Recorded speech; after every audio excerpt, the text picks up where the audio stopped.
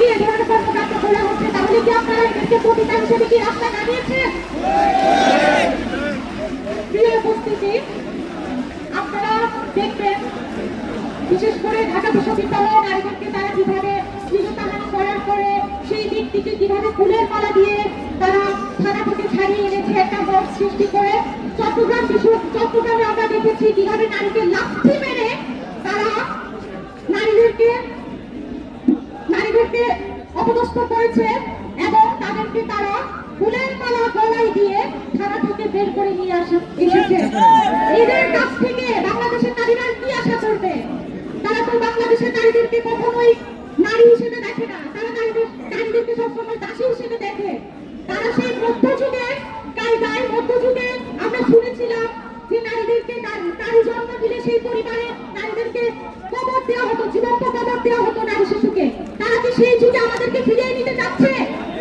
সেই যুগ আর এই যুগ এক না। বাংলাদেশের নারীরা 24-এ যে গণ অভ্যুত্থান দেখিয়েছে, আপনারা কি মনে করেন এই নারীদেরকে আপনারা আবারও সেই ঘরবন্দি করবেন? আপনারা যদি সেটা মনে করেন তাহলে সেটা আপনাদের ভুল। বাংলাদেশের নারীরা 71-এ যেমন সামনে থেকে দেশকে স্বাধীন করেছে, 24-এও বাংলাদেশের নারীরা স্বাধীন করেছে।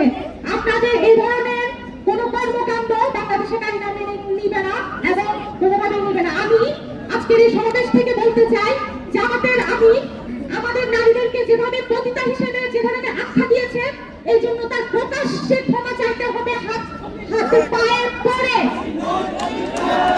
আমি আর কিছু বলবো না, আমি বলে টুইটারে এই নারীদেরকে পতিতা হিসেবে জামাতের আমির এই আখ্যা দিয়েছে, তার প্রতিবাদে আজকে বিক্ষোভ কর্মসূচির পরবর্তী সমাবেশে বাংলাদেশ জাতীয়তাবাদী ছাত্র দলের পক্ষ থেকে সবাইকে জানাচ্ছি আসসালামু আলাইকুম।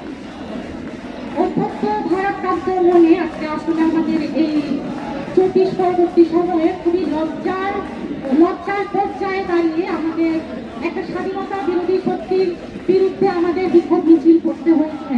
যারা কখনো বাংলাদেশের স্বাধীনতা কখনো চায় না, যারা নারীদের কখনো ক্ষমতায়ন চায় না, যারা নারীদের